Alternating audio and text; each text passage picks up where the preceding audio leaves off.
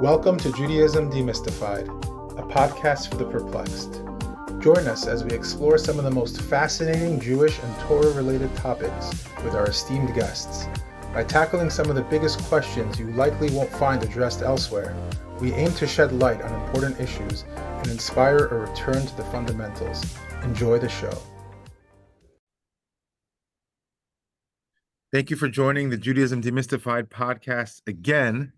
Your first interview was a fan favorite, so we want to get into an essay you wrote titled Rabbi Eliezer Berkovits and Rabbi Joseph B. Soloveitchik, Neighbors Behind Fences, published in volume 34 of Hakirah, the Flatbush Journal of Jewish Law and Thought, which is now available as open access.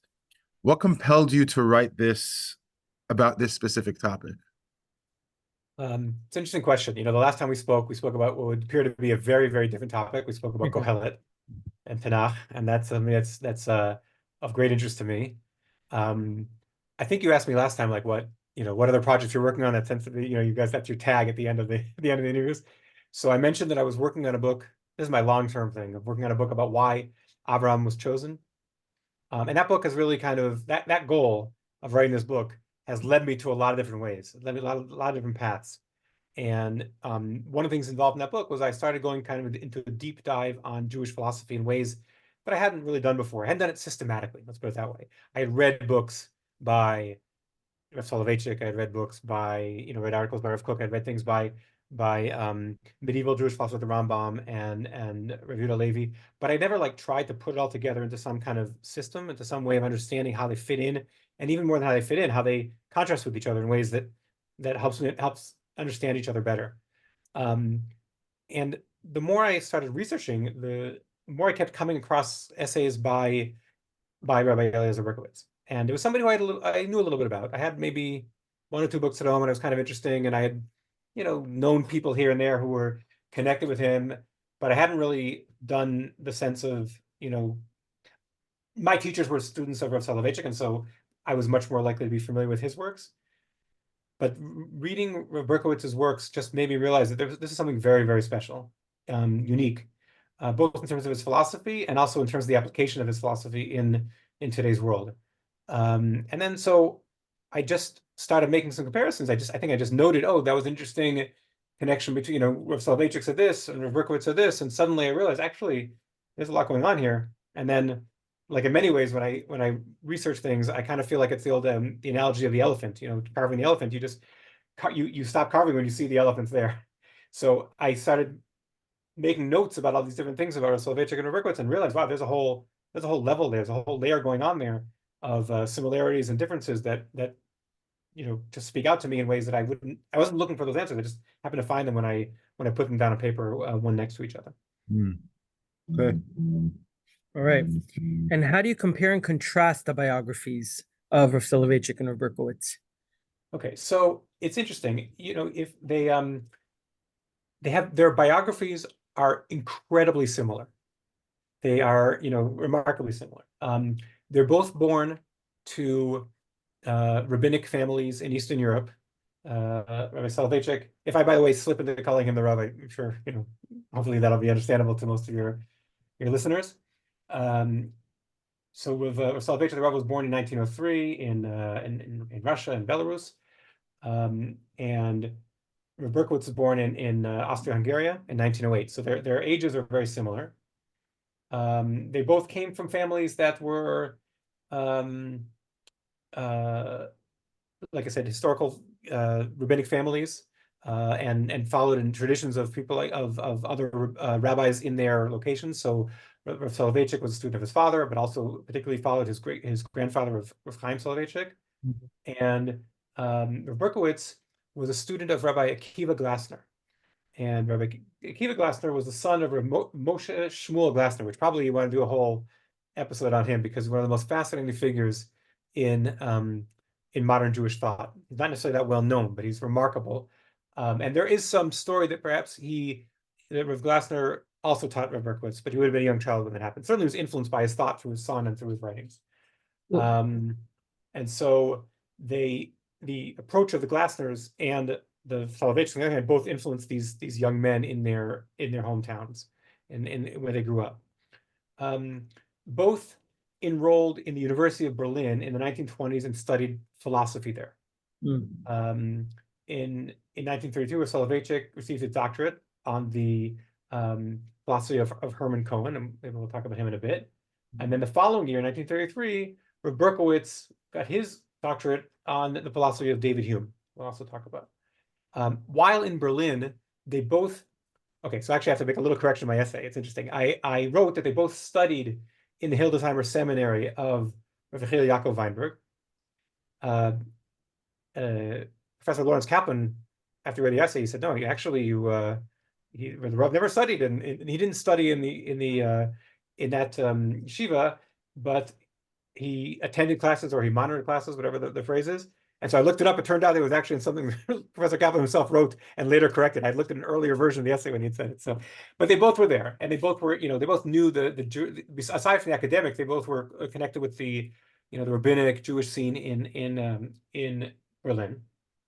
Rav Berkovits became particularly close with Rav Weinberg, known as the Sridei Eish. He received his smicha from Weinberg. In the end, I mean, that's not relevant to the issue at hand, but he actually was responsible for saving a lot of the works of Weinberg, I think, during the war, because he left earlier, and they were very, very close.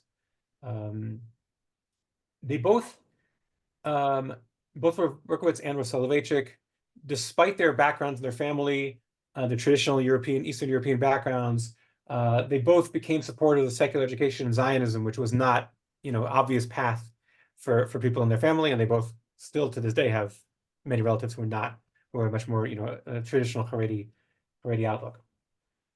After Berlin, they both served as communal rabbis in different locations.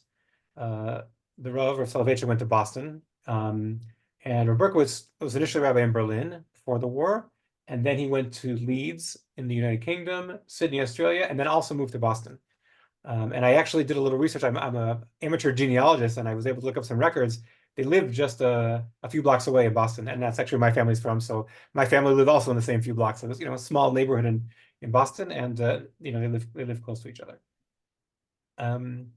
Another similarity, the Rabbi Soloveitchik very famously was a Rosh Yeshiva in Yeshiva University, and where in addition to his teaching Talmud, he also taught classes in Jewish philosophy.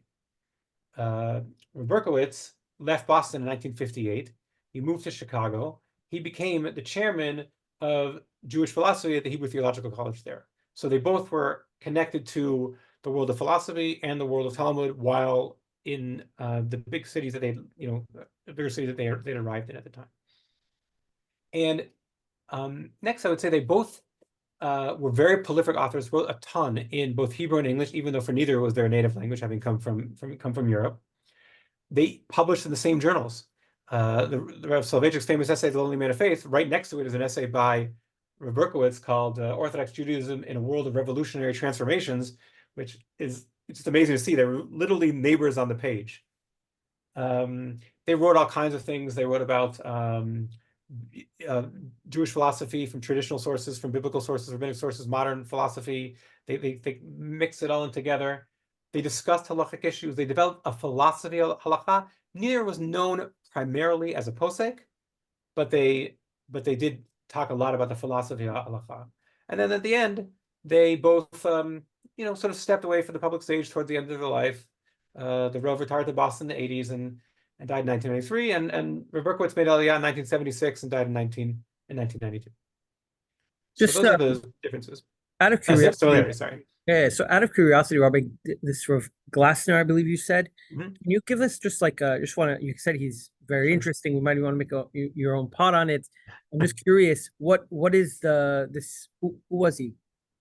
He was known as the Dor Revi'i, which was because he was the great grandson of the Chatam Sofer in Hungary, and despite the Chatam Sofer's connection, very well entrenched position in Haredi Hungarian Jewry, Rav Glassner was a fierce Zionist and innovative halachic thinker in ways that didn't necessarily represent the Chatam Sofer's famous claim of Chadash Asor Min Torah, because he was looking to innovate. Reading his essays written I think he died in like the 1920s, but he made it to Israel before he died and interacted with Rav Kook. He had fascinating ideas about Shemitah, about all kinds of things about how the state was still a couple decades away, but ideas of the way the state could be run. There's just absolutely fascinating work out there. There are a couple essays in Tradition and some other places where you can read some quotes of his. The books of his might even be online. It's a really fascinating. Interesting. Thank you for that. I'll look into it. So, how did they interact with each other, of Berkovits and Rabbi Soloveitchik? Okay, so what I didn't really get to, and before I answer this question, was some of their differences. Their basically differences were going to be in their approach to philosophy. They both, I think, followed their family or the way they were raised, the rabbis who raised them, the people they followed, in the way that they converted it to modern philosophy. So Rabbi Soloveitchik was like a neo-Kantian, and in some of his essays actually compares his grandfather Chaim to Kant. And Rabbi Berkovits, both in terms of Rabbi Glasner and in Weinberg, the Sfirei Eish, who are innovators in halakha, they match up in certain ways with his general philosophical approach. So they were different in that, in those differences, and also they're obviously different in terms of their scope, in terms of their impact. Rav Soloveitchik is much more well known, and Rav Berkovits is less so. I found no evidence that they actually directly interact with each other. It's hard to believe because they were both in Boston at the same time. They were in Berlin at the same time. I mean, it would be mind blowing to think they didn't know each other. And they never met each other in their writings, which is also kind of remarkable. And I've spoken to Rabbi Eliezer Berkovits' son, and he wasn't aware of this as well. I have a theory that they might not have done this out of respect for one another. They both, because they recognized so many similarities they had in their backgrounds, that they didn't think it would be appropriate to criticize each other directly. But there is some evidence, I think, that maybe there was, what they call like proxy wars. Not today, that's a much more of a vibrant image. But in other words, so when Rav Berkovits was in Chicago with the Hebrew Theological College, Skokie Yeshiva, as it's known, so he sparred sometimes with Yosef Soloveitchik's brother of Aaron Soloveitchik. They were sometimes had tension between them. In New York, Rav Soloveitchik criticized Rabbi Emanuel Rachman, and there were times that he was, pretty much explicitly criticizing him. But the differences between Rabbi Rachman and Rabbi Berkovits were pretty minimal. So it might have been that he would not want to criticize Rabbi Berkovits, but he could criticize Rabbi Rachman in ways that he wouldn't have felt comfortable. But I never found any direct evidence of interaction. Interesting. Okay, and tell us more about who they wrote their doctorates about, and how each criticized the focus of the other's doctorate, and what does that say about their philosophical approaches? Right. So this is actually another way that I think maybe this, this sort of way that they could criticize each other without directly criticizing each other. Right. So as I mentioned, they each chose a doctorate that represented their philosophical approach and the approach of the rabbis. The Berkovits, his doctoral thesis was on David Hume, who is considered the founding father of empiricism, which is basically using like evidence from this world to prove your claims. You look at the world, and that's how you determine your claims of what should be how you understand the world. Like a materialist view. Materials? I don't know about materialists, but it's either like positivism or empiricism. Those are the two general terms that I use. I'm not a huge expert, so there might be other terms that I'm not familiar with, but it's that definitely represents David Hume. And Rabbi Soloveitchik used Hermann Cohen, who was one of the most prominent neo-Kantian philosophers, the innovators of Kant, and these neo-Kantian school were criticisms of empiricism and of positivism that had become popular during the 19th century. The neo-Kantian approach says that there's if you understand reality through a priori categories and laws, like there are ideal, independent things that exist in reality, and that's how you understand the world. So, for example, math is classic for something like that, right? You don't have to like, you can understand it 2 + 2 = 4 without having to actually count the number of items together. There are theories and principles and postulates and all kinds of things. That's how they understand the world. And so both of those approaches appear in their writings. And Rav Berkovits criticized. He wrote a number of essays in the 1950s and 60s, where he criticized a number of prominent Jewish thinkers.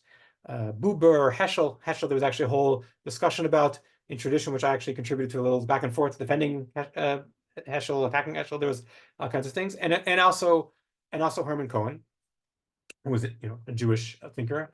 So Berkovits basically said that Herman Cohen was relying too much on reason and not enough on history and looking to understand what's going on, and that because of that he was disconnecting himself in a sense from what Judaism was really about, because he made it too isolated from what actually the world that we live in.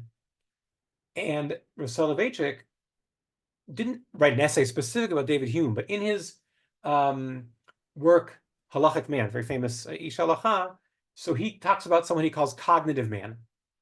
And cognitive man, he says, approaches the world without preconceived notions. He gropes in the darkness until he stumbles across a repetition of events, as a result of which he can construct rules. And then he said in a footnote, he says that's the positive doctrine of David Hume. Meaning, how does it work? How does this cognitive man work? He doesn't actually have rules that he knows exist a priori in advance. He looks around, he feels, oh, maybe this is the way to go, this is the way to go, and then that's how he determines how the world works. And that's he criticized that. So in the fact that each criticize each other's focus of their doctorate is another way I think that they were, without directly criticizing each other, it was easier to criticize David Hume or Herman Cohen than it was to necessarily criticize these rabbis of great stature. Interesting. Very interesting. So how do that, you mentioned him not understanding history, or criticizing the fact that he doesn't understand history. What were each of their approaches regarding understanding history? Okay. So this is a little challenging for some people to first glance to accept, but I think reading enough of Rabbi Soloveitchik's writings, I'm very convinced of this. I don't think it was just like a rhetorical technique. What you see by looking at Rabbi Soloveitchik is that history is simultaneous from a theological perspective. There's no real past and future. It's all together, and in essence, that makes it in the present, right? Because that's where we're living. In other words, he has imagery where he talks about the Rashi and the Rambam on the same room and going back and forth, and that's not just a flourish. It's something that he took on something like Chayav Adam L'Rotat Tzmo Ki Li'Yatzam Mitzrayim. That's something we have to feel in our very bones, and by disconnecting history from the scope of history, from the spectrum of history, he can remove the issue of teleology, which is something that was very important to him. Teleology being from telos, from like, what's the purpose? If there's no past or future, but everything's happening in the present, you don't have to worry about teleology. You don't have to worry about why things happened earlier. You don't have to worry about what the purposes of things happening in the future, but you can focus on the present.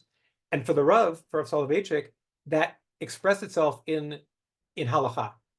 Very famously, for example, in Kol Yodel Fake, his essay about suffering in the Shoah and also in the establishment of the state of Israel, he says we can't ask why.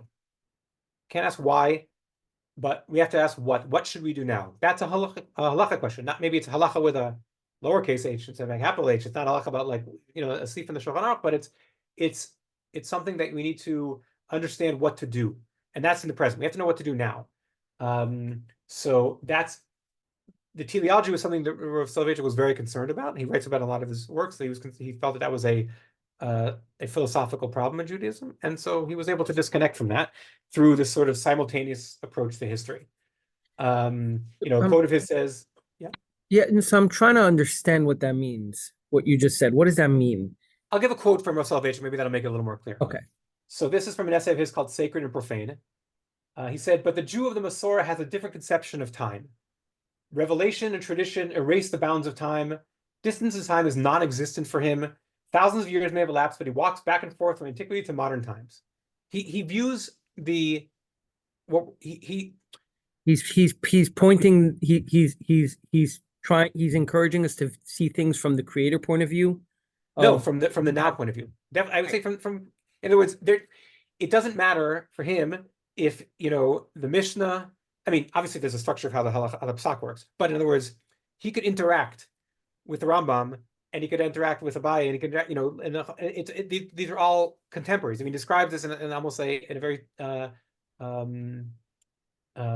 descriptive way of how he saw them in the same room together, and they were they were debating, and it was because I guess his concern would be that if you talk about people in the past, then the present is going to have a different relationship to them, and he was living through a time, and his father, grandfather, great grandfather were living through a time when you had people challenging Judaism by saying, well, that might have been how it was appropriate back then, but it isn't relevant for now. By removing the distance between past and future and having everything in the present, you don't have those concerns because it's just as relevant what was said 1,000 or 2,000 years ago as it is what's happening today. Okay, so so he doesn't want this reality in which things in the past have a certain it's for the past, or it should be timeless, basically. Right, exactly. Timeless. Everything is timeless. There's an eternal nature to Jewish history, and so therefore we have to view the words of the past and basically view it as right now. Yes, I think that's a good way of describing it. Also, I think it's noteworthy that the early Reform conservative movements, or maybe conservative in particular, I think, were like known as like the historical movements, and so that they took history in a different path, thinking, okay, well, we can understand why things were done back then, but they're not necessarily as relevant for now. And the Rav that it was timeless. If it's timeless, the only way it can be timeless if the history doesn't change. Maybe we'll understand a little better if we look at Berkovits, who in some ways might be the more expected approach, the way we generally as modern people view history, but it is relevant within Judaism to see that we do have these two separate paradigms of how it could work. So with Berkovits, viewed it as a linear history. Each period in history is distinct from the previous ones, and each one changed the reality of the previous ones. For him, history was like a very, very essential component of his philosophy. His main book, I would say, is God, Man, and History, and he put that in there. I don't think that Rabbi Soloveitchik would have been comfortable with the name of history in that book. So here's a quote from Berkovits, for example. This is from his book called Faith After the Holocaust. He said, "We've known all these years that there is no way back to the past, but in which direction are we moving? We've been called to a new beginning. In the past, after every Churban, we built something new and different. Having found our way back to Zion in a messianic moment, we know that God is doing a new thing. Now it shall spring forth." So he viewed, no, there can be changes. He wasn't necessarily afraid of history. Was not a threat the way that Rabbi Soloveitchik viewed him. History was an opportunity. There were times when things got bad, and Judaism had to deal with the Churban, with the Galut, and all that. But it also opportunities, and when the return to Zion happened, then that was something that was not something to be afraid of, and so he embraced history in that way. Can you explain a little bit about why, for example, Soloveitchik was so? Why do you think his worldview was about that? Like history. Threat, he was just but why is it a threat? Because the context always matters, right? Like if you just take different rabbis from different eras and express that as now, it seems like it's intellectually dishonest in a way, because you're not really giving the real picture. Right. So what do you think his mindset was? So I think there are a couple things. First of all, we talked before about his neo-Kantian approach and this a priori approach. If you view halakha, you view Judaism as kind of like math or science. Well, math or science isn't historically dependent, right? You have rules that are, 2 + 2 has always been true. And if halakha is always true, then if you throw in history, you're suddenly making considerations that Soloveitchik found foreign. So that was just his general philosophical approach. But in terms of his context, I think the context really has to do with his grandfather and his great-grandfather. I wrote an essay once about how history, could history change and things like that, about his great-grandfather. They were dealing with a time when, like I said, people were introducing, Judaism had been kind of, well, you can either say stagnant or you can say, steady, depending on which positive or negative you want to use. But it had been, hadn't changed that much in hundreds of years. And all of a sudden, they were dealing with challenges, saying, no, this is a new time. There's the emancipation. There's Haskalah. There's new worlds and new ideas, and maybe the halakha should be changing in accordance with that. And that was a real threat. I mean, it wasn't a hypothetical threat. There was many Jews who left who left the traditional path because of that. And so by taking a stronger stance, by saying, no, this is not, Rashi wasn't irrelevant because he lived 1,000 years ago, Rambam wasn't relevant because he lived 800 years ago, they were just as relevant, then you suddenly don't have to, that's much less of a challenge. I see. Okay, makes a lot of sense. So how do they each understand the taamei and mitzvah? This is a part I'm really excited to hear. Right. So the taamei mitzvah is a very interesting thing. This has to do with, it does go back to the issue of teleology, in a sense that teleology is saying, what's the purpose of something, right? So what's the purpose of something can mean, you can kind of understand in two different ways. It can either be, why am I doing this for the future? Or what was the purpose of the thing that happened in the past? And then if the reason why something happened in the past is no longer relevant, and suddenly maybe you're pulling the rug out from what's going on. So for example, the Rambam very famously in the Modern Orthodoxy, but also, by the way, Mishnah Torah, that's a separate issue. But I'm not one of the people who makes a huge distinction between the Modern Orthodoxy and the Mishnah Torah, but that may be a topic for another conversation. But the Rambam gave historical reasons for the mitzvot, clearly, right? That's definitely something he did. And Rabbi Soloveitchik, blasted him for that. He said in the end of his book, The Halachic Mind, he says that the master, the Rambam, whose thought shaped Jewish ideology for centuries to come, did not succeed in making his interpretation of the commandments prevalent in our world perspective. We completely ignore most of his rational notions regarding the commandments.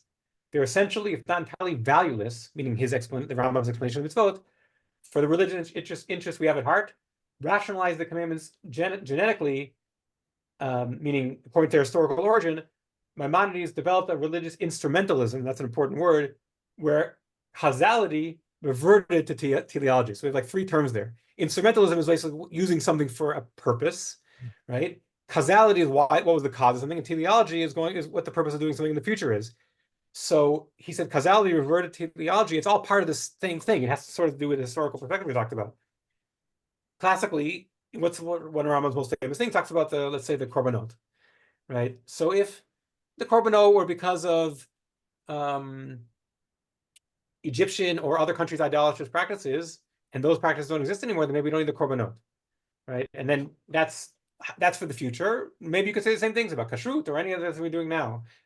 For the Rav, for Soloveitchik, it was a very dangerous approach, and he basically saying that the Rambam didn't contribute anything to Judaism in that sense, even though he's a big fan of the Rambam. He couldn't accept that approach. He's not the only one. Rav Kook, Rav Hirsch, very similar writings about criticizing the Rambam in his approach to taamei mitzvot. Rav Berkovits is a little bit different. On the one hand, in an earlier book, he maybe is a little bit more aligned with Soloveitchik. For example, he says in God, Man, and History, which came out in the 50s, he said, what is the purpose of the law? Nor is our ambition to try and fathom the intentions of the lawgiver. It is enough for the believer to know he is to do the will of God. Meaning, he didn't, impressing, we don't need to necessarily understand the God's motivations for the mitzvot. Right. But it's opening up a rabbit hole. Yeah. And that's the question. In other words, I don't think that necessarily Berkovits had the same concerns that Rabbi Soloveitchik did. Rabbi Soloveitchik was worried about what's this going to do to us. Berkovits, I think, might just easily said, look, we can't know God's will in that sense. And so, what's the point of trying to do this? But in a later book, and I think through his halachic approach in general, you get a slightly different idea. So he writes in Jewish Women in Time and Torah, which I think is his last book, he said, but the principle that the Rambam uses for his interpretation has general validity and reveals Judaism's basic method for the application of the eternal world to God in a time-conditioned reality of the human situation. So basically what Berkovits is saying is the Rambam, whether or not he actually maybe accepted the idea of what the Rambam's answers were, in Modern Orthodoxy or in other places, but the idea that the Torah was given in a historical context to help solve historical problems is something he thinks has relevance. He said that reveals Judaism's basic method for the application of the eternal word. In other words, the Torah was given at a particular time in history, but we need to have the halakha affect what's going on in our time, just like in every generation. And the fact that the Torah was based in history that's what gives us the permission, the koach, whatever you want to call it, to interpret the Torah or apply the Torah in each generation. So so he didn't reject the taamei mitzvot in the same outright way that Rabbi Soloveitchik did.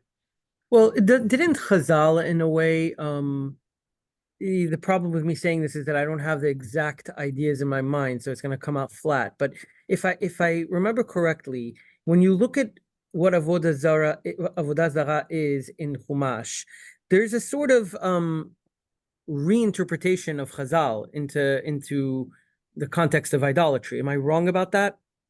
Would you maybe That's the problem. I don't have the actual things in my mind. I mean, there are definitely, we have certain mitzvot that are given historical reasons in the Torah, right? And including some of the reasons that are related to avodah zarah, right? For example, you talk about sacrifice, slaughtering outside the tent because you don't want to be like the people who were slaughtering at the time, right? To demons and things. Obviously, some mitzvot are clearly for historical purposes, like Shabbat and Pesach and everything. Which lends itself to so how would Rav Soloveitchik understand when Mikra is clearly giving a historical context of mitzvah? So I think he's just saying that it doesn't, he needs an eternal answer, because otherwise it won't speak to the people who are hearing it. I'm not saying I don't know if Rav Soloveitchik, if you put him in the corner and said, could this have been the reason, would he have agreed or not? That's hard to say. He's but saying he would say that like it doesn't. He's saying the Rambam is not doing a service to anyone by giving the ancient historical context. So, for example, I didn't quote this here, but in that section in the Halakha Mine, Rav Soloveitchik quotes the Rambam in Moreh Nevuchim on shofar, and I don't remember exactly what he said, but he gave some reason for it. But then he quotes the Rambam in the Mishnah Torah on shofar, and he says it's uru yishamim, you have to wake up, and that's something that can speak to every generation, and that is, it's applicable, it's relevant, and so he's not necessarily saying, he's not giving a history thing of saying it's true or not true. He just the Rav Soloveitchik just says it's valueless. It doesn't help. You're not an Egyptian. You're not being challenged right now by Egyptian idolatry. So how is it going to help you to know that the sacrifices were to do that? You need an answer that's going to be relevant for all time. Otherwise, it'll just eventually drop off and not be applicable and won't help you at all. It'll just dissolve naturally, and you'll have people just saying, we don't need to do this anymore. Right, and the truth, look, you can say this about similar things today. I mean, this is not, you could say, I don't know, take something, a minhag that is based in some questionable sources. I don't know. People, let's say you talked about kaparot, right? I don't know, or you talked about, maybe kaparot had idolatrous origins, or shlisel challah. When any of these things, we're clearly not talking about mitzvot now. Right. They might have had, origins which were not ideal or even worse. Clearly, you wouldn't say, we should do those things because of the idolatrous practices that were done at the time. But if those practices are not relevant anymore and they provide religious, uplifting, spiritual value, benefit to the person who's doing them, then it could have benefit to their life. Even it may be even better if they don't know the history of it. If they think that, again, obviously, everything has to be the Shem Shemaim, but maybe that's a little easier to understand in our time versus going all the way back to the Torah. Mm-hmm. But then there's the obvious, Torah laws, like, for example, like a captive woman, right? The laws of the captive woman. That is only relevant for the biblical time. It's not relevant anymore in a way. Well, I mean, they would say that it's, so I mentioned actually one point, I think in the essay, or maybe I didn't put it in, I don't recall, but it was, there's some famous halachot or mitzvot, that the Gemara says that never happened. And, like Ben Suramorer and Irani Dachat maybe, and some others. And there was one place I read in Rav Soloveitchik where he basically saying like that's our ideal mitzvah, because it was so disconnected from history that it wasn't even necessarily relevant anymore. And we can the application of it isn't dependent on whether it happened or not. We can say now we're really just doing it, l'shem shemaim, or it's just it's giving the message without being worried about whether it actually happened or not. That's so. Look, either side here. I'm not trying to say that necessarily Berkovits is 100% right and Rabbi Soloveitchik was wrong. There's obviously historical things. The Rav doesn't talk about some of them. For example, the Rav doesn't talk that much about Hanukkah, for example, in historical sense, right? Because those are more innovative, things. He's more comfortable in the more eternal mitzvot and the ones that weren't dependent on time. So it is interesting that especially in like you bring korbanot as an example, and then with the Harambam, but Harambam in Mishnah Torah actually says that it is a positive mitzvah to establish the temple and rededicate the korbanot. The Rambam is sort of he's sort of anticipating the problem, right? And saying that it makes no difference what the reason was. Once the command is given, it has eternal significance. Right. So the question of how to fit the Rambam into the the square peg and the Rambam in the round hole or whatever is difficult. There was actually a professor of Hebrew University who passed away a year or two ago, who I think actually gave the most brilliant answer. Professor Shalom Rosenberg, who basically said he gives because at the end in Hilchot is it Hilchot Meila where they talk about hekdesh, and the Rambam says there that he gives the example of you can do hekdesh for sticks and stones and they become kadosh, and they become holy, and he says that's a mashal for the mitzvot, which is a very kind of unusual thing to say. So Professor Rosenberg said, no, he said even if there, according to Rambam, even if there were historical reasons, once they were sanctified, then they have just as much validity as forever, which is why the Rambam, unlike the other halachic writers, was willing to include the mitzvot in his in the Mishnah Torah that weren't relevant in his time, because he wasn't the Rambam's view of history is kind of complicated. In some ways, he's very anti-historical. In some ways, he's very historical. It's confusing. If you look at, let's say, the introduction to Hilchot Avodah Zarah, the Rambam makes it out like there's no history going on.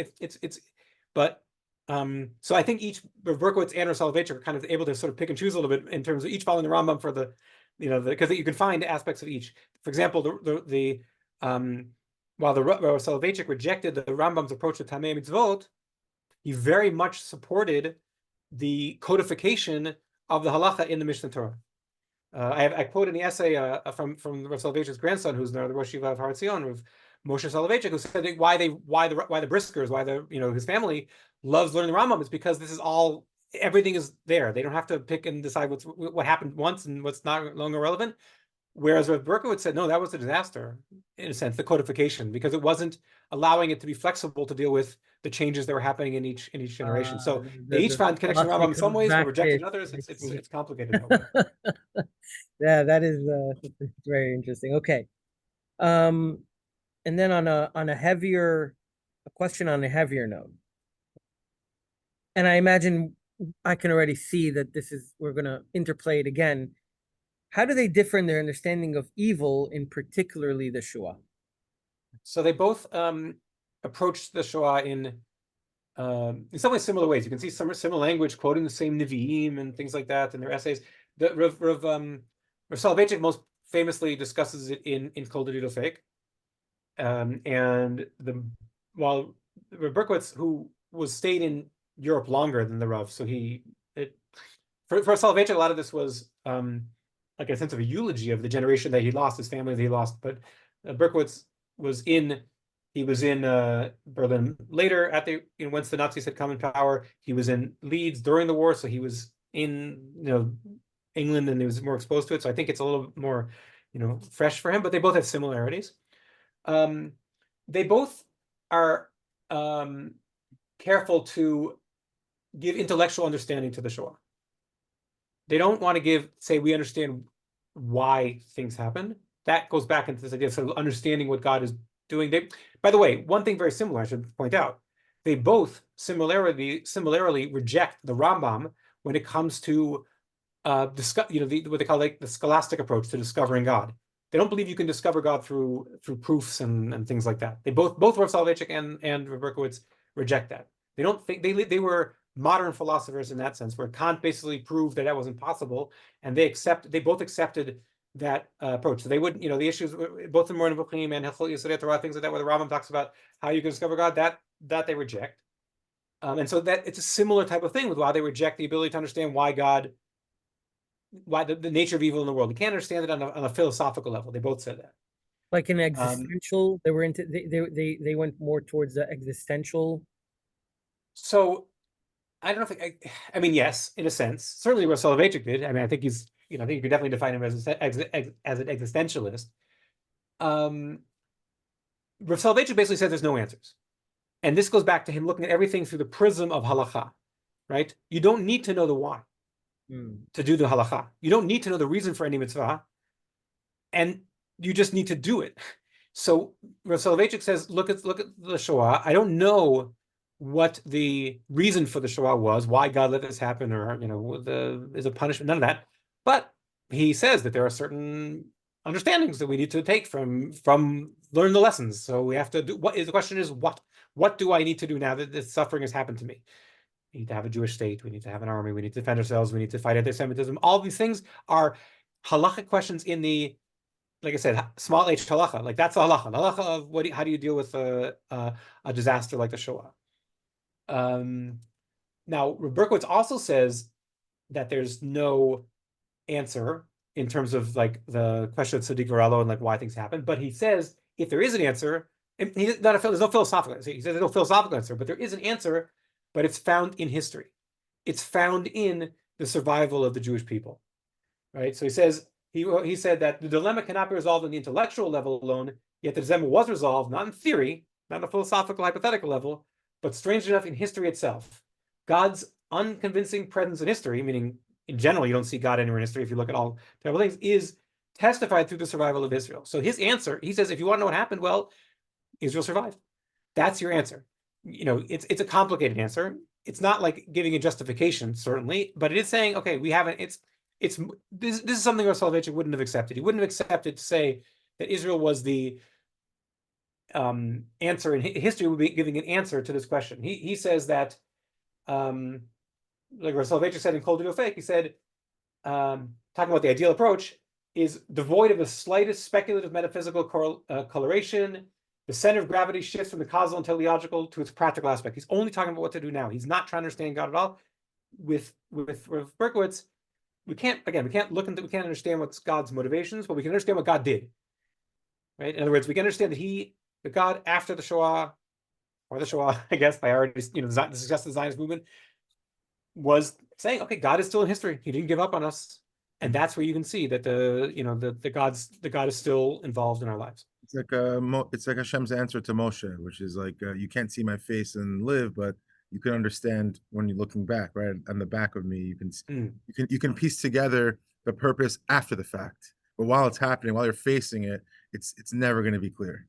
Right. So that's a very interesting example. And by the way, that's the particular understanding of that passage with Moshe. Rav Soloveitchik famously talks about the example of a tapestry. So he says that imagine looking at a tapestry from the backside. I don't know. I'm curious if Rav Soloveitchik mentions what you said, but looking at a tapestry from the backside, you have no idea what you're looking at. Right, it's a mess. On the other side, it makes sense. But I don't think Rav Soloveitchik would even get to the point where you're saying looking back, you can even understand, because he said the problem with, if you look at the causal approach, what the cause of it was, then you start to make claims on God that you can't justify. And so he's just saying, okay, I need to know what to do now. Fascinating. So can you explain their different understandings of the nature and purpose of halakha? Right. So first of all, I'm not even sure that the Rav Soloveitchik would agree with the question of the purpose of halakha. That may be something he might reject, as a question. But I think it's important to write about it. Rav Berkovits' book was he wrote a book in English called Not in Heaven, but his book in Hebrew, which was a larger, and it's more like kind of like I guess a little bit more heavier tone in terms of like traditional Jewish sources, because it's not written more for like a somebody with an audience of people who understand the traditional rabbinical text. He called that halakha kocha v'tafkida. The halakha, its power and its purpose. And the Rav Soloveitchik, I don't know if they would agree with the question of the purpose. So I'll start with Rav Soloveitchik. Rav Soloveitchik viewed history as a threat to halakha. He's following his grandfather and his great grandfather, who saw movements like the Reform as being a threat to as using history as a way to an excuse to change halakha. So Rav Soloveitchik writes that not only could history not be concerned halakha, but psychology couldn't be a concern halakha, sociology. halakha needs to operate independently of those factors. It's a priori. It's just math and science. The halakha itself is the goal of the halakha. No external ideas, even noble ones, he says, even the most noble ideas shouldn't be a factor for the posek. And by the way, I think what's also important to notice is that for Rabbi Soloveitchik, there's no difference between Torah and halakha. There's no daylight between them. They're essentially the same thing, or as part of one, big whole. But there's no difference.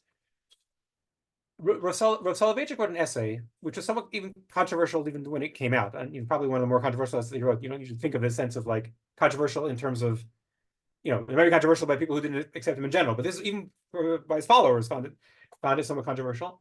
It was an essay called Madodech Midod. And it was a eulogy for his uncle, Rabbi Yitzchak Zev Velvel, the Brisker Rav. And in it, he talks a lot about his grandfather. And he compares Kant's approach to philosophy to his grandfather's approach to halakha.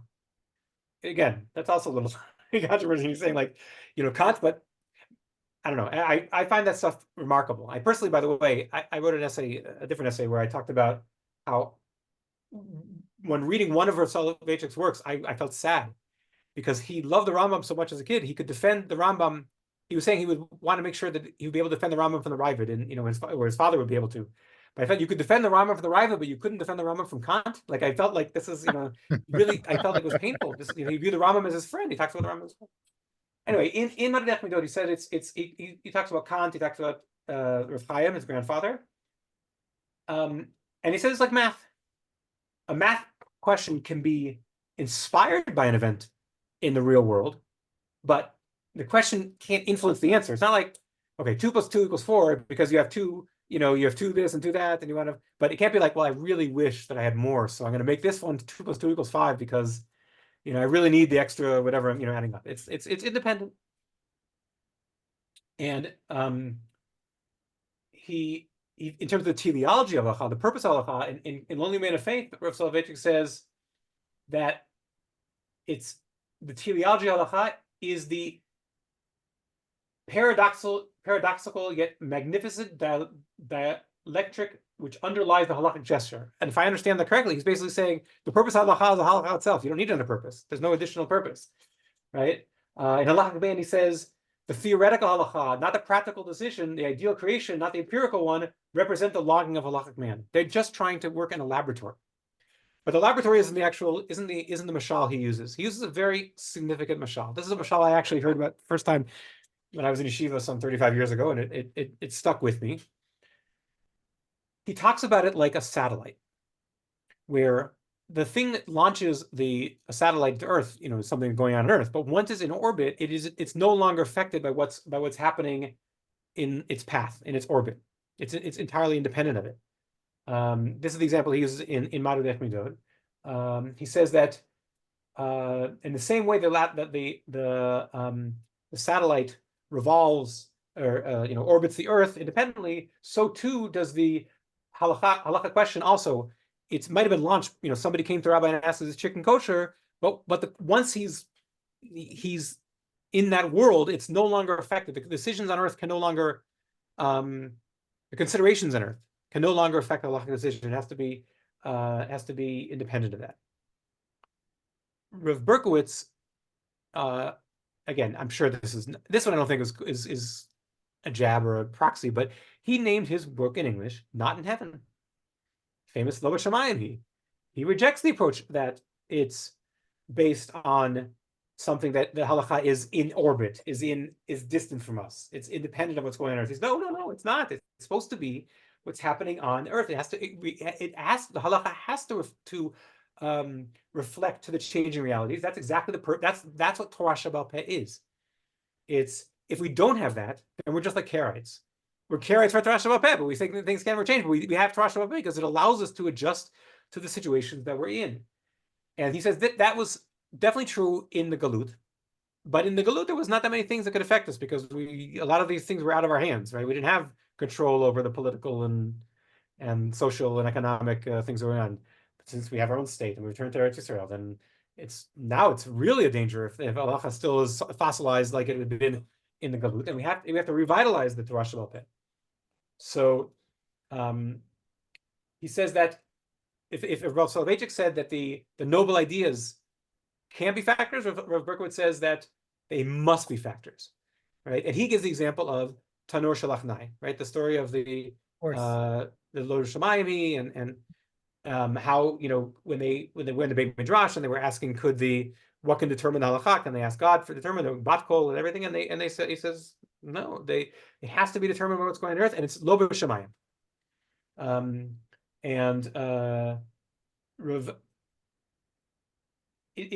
That's the example where the halakha has to stay on earth. He says that the Berkovits says, for example, the transformation of the oral Torah into a text, it was an unavoidable violation of the ethics of halakha when the spoken word was forced into the straitjacket of a written mold.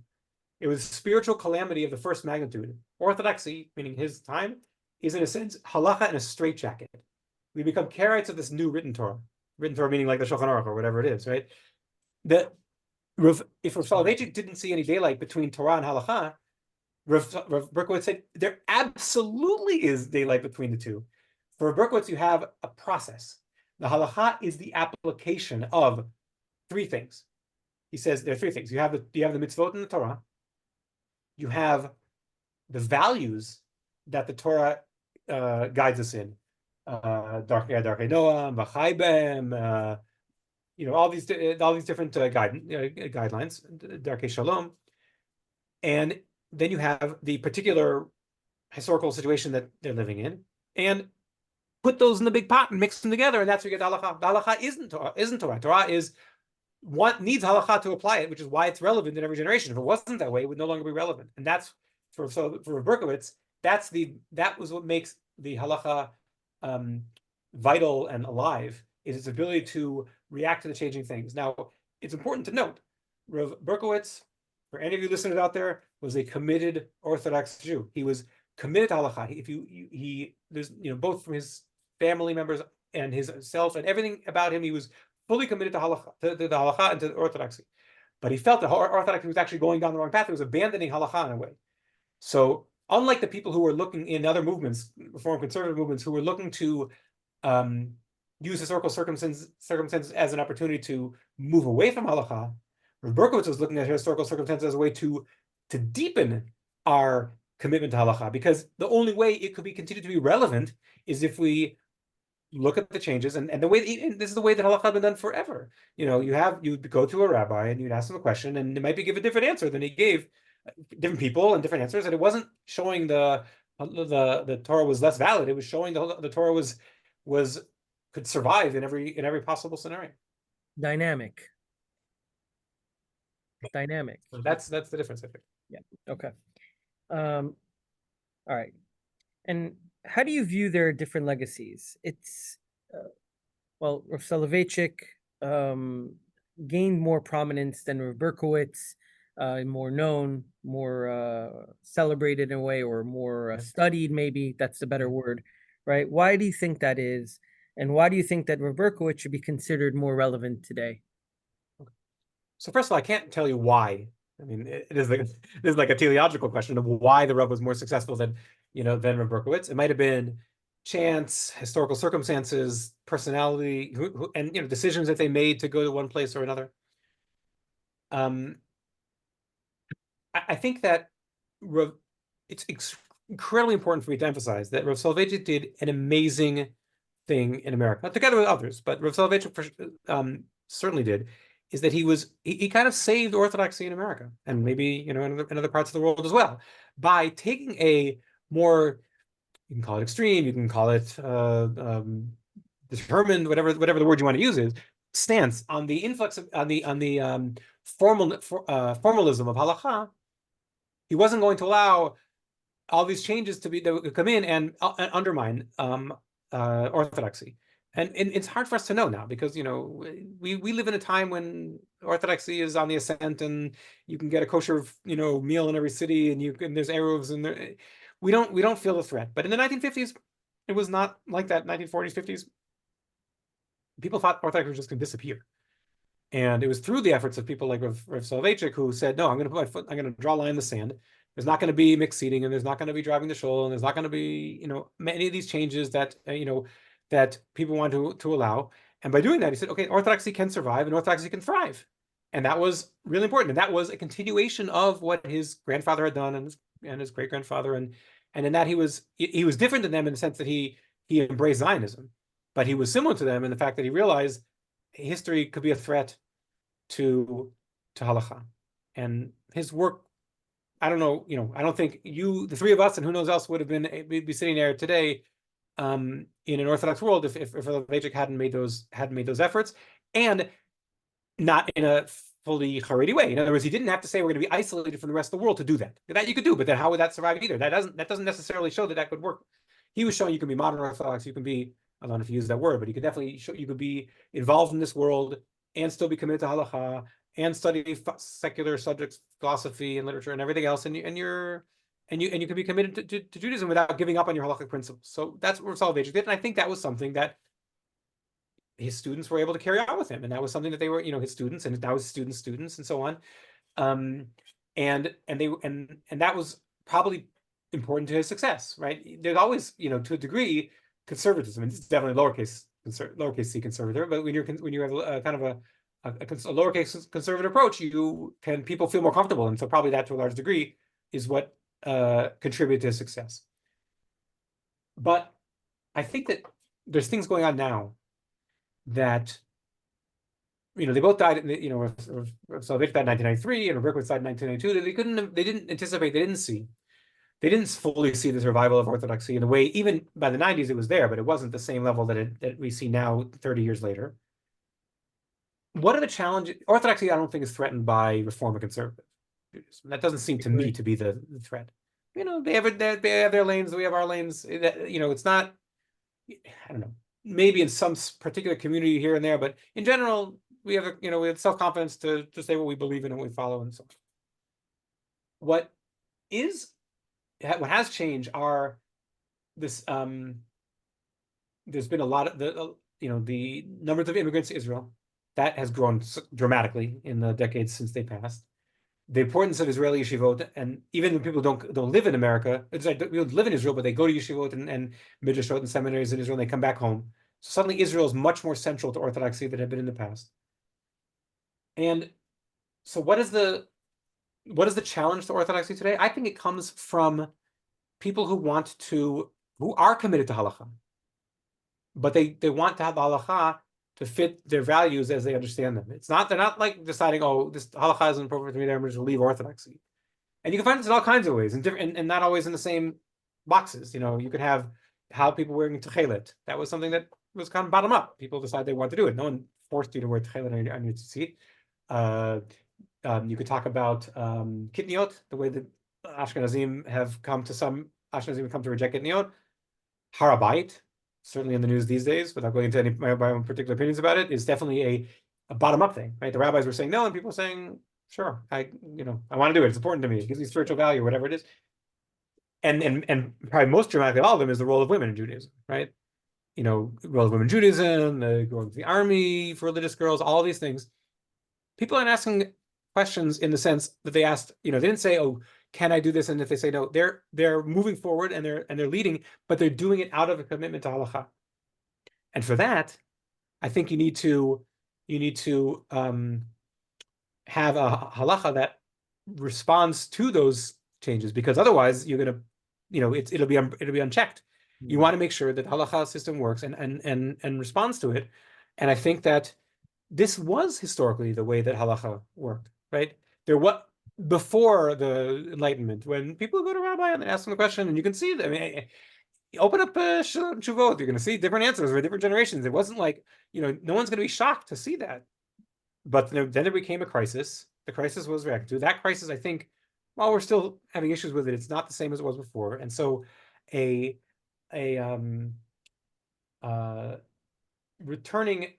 understanding the purpose of halakha. Remember, we talked about the instrumentalism. That's something that's missing. You could talk about making, if you want to make, and we're not going into politics, but just people have an idea of how they want the Jewish state to run. How can halakha serve a role? Berkovits talked about all the time. He was saying, the traffic law should be based on halakha, and you could have all, medical ethics and all. These are things that halakha has something to say about, because the purpose is trying to make the society better. So that's something that they both that I think that makes him relevant now in ways, and I think that is showing his growing popularity. You know, you see people reading his books, and some of it's just, again, because books are recently published. There were books published by the Shalem Institute, and now Magid has published some, and others have published different works by him. There's Haggadot and Haggadah his, and a lot of different works. But I think it's you know, the time is ripe in a way that it hasn't been before. This was an amazing discussion. Thank you. Really, Thank you thank so you. much. And before we go, again, if you could tell everybody where they could find you, if you want to plug anything, please let us know. Gosh, well, I have essays out here or there. I guess you can just Google my name and you'll probably find. I write a lot about Hebrew language and the origin of Hebrew words. Occasionally write essays about Tanakh and Jewish philosophy. You know, I will continue to find these topics of interest and continue letting people know. Nothing, you know, I'm working now on an essay about, I think this could be a really interesting one about the literary approach to Tanakh study and how that could be a kind of revolution in the way people bridging gaps in understanding of the Torah and understanding of faith in ways that I think we're also, I mentioned, like, we're at the time is ripe. I think the time is ripe for that as well. So people I'm following, people like Rabbi David Foreman and Professor Yoni Grossman, who are revolutionaries in this thing, finally were there, and maybe people can start reaching out to Tanakh in ways they haven't done before. Yeah, so that's I'm out there. Rabbi Curwin, thank you so much. We really appreciate it. I really learned a lot right now. We hope to have you on again. In fact, this essay that you were talking about right now that you're in the process of is Right up our alley. is right up our alley. That's something we're very interested in. We're big fans of the Gush method and its potential in the larger scheme of the Jewish world.